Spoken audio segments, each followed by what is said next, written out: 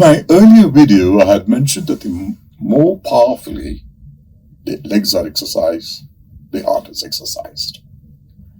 I'd like to talk more about this, share some more thoughts on this, because I'm concerned about you and I'm concerned about your health. The least that you can do is to go for a walk.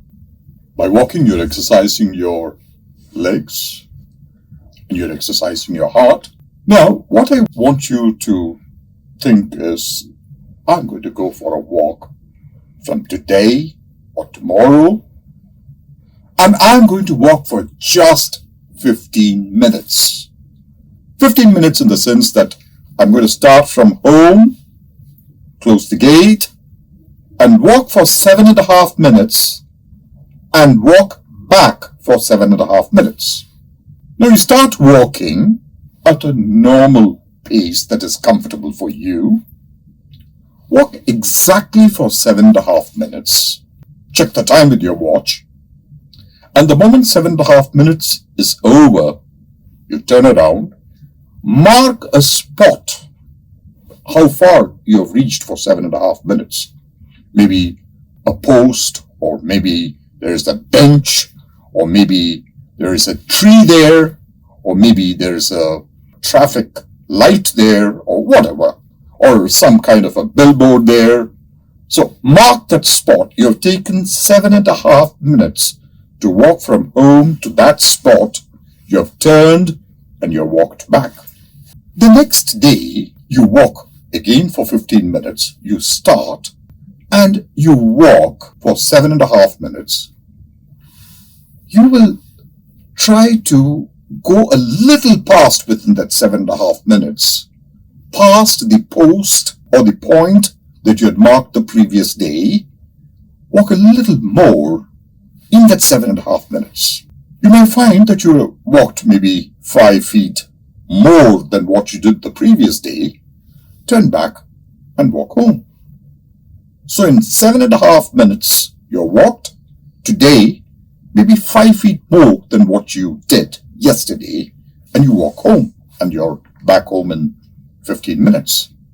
The third day, try to improve in 15 minutes to walk a little more than what you did.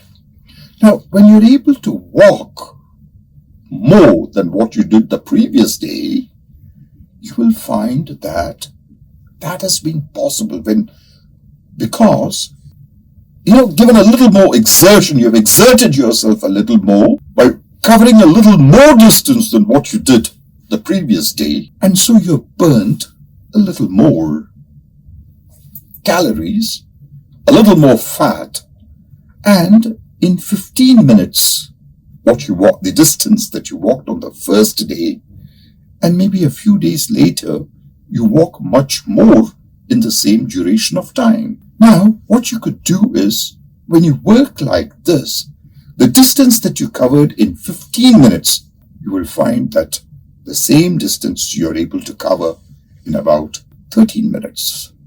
Up and down.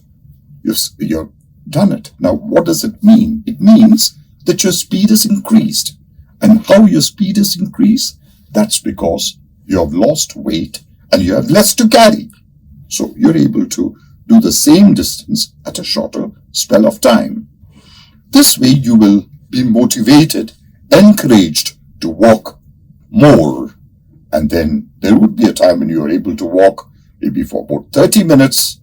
From 15 you gradually increase to about 18, 20, 25, 30, and you cover much larger distance. I've done this for years together and burnt a lot of calories, burnt a lot of weight by walking in the morning, walking in the evening. And this technique is something which I've written quite elaborately in my first book, Mirror Your Mega Success Image. And I would suggest that you try this method of walking short durations, but increasing the distance that you walk, because when you increase the distance in the same span of time that you have, the same duration of time that you have, it means you're burning more fat and exercising your legs more, which means your heart is exercised.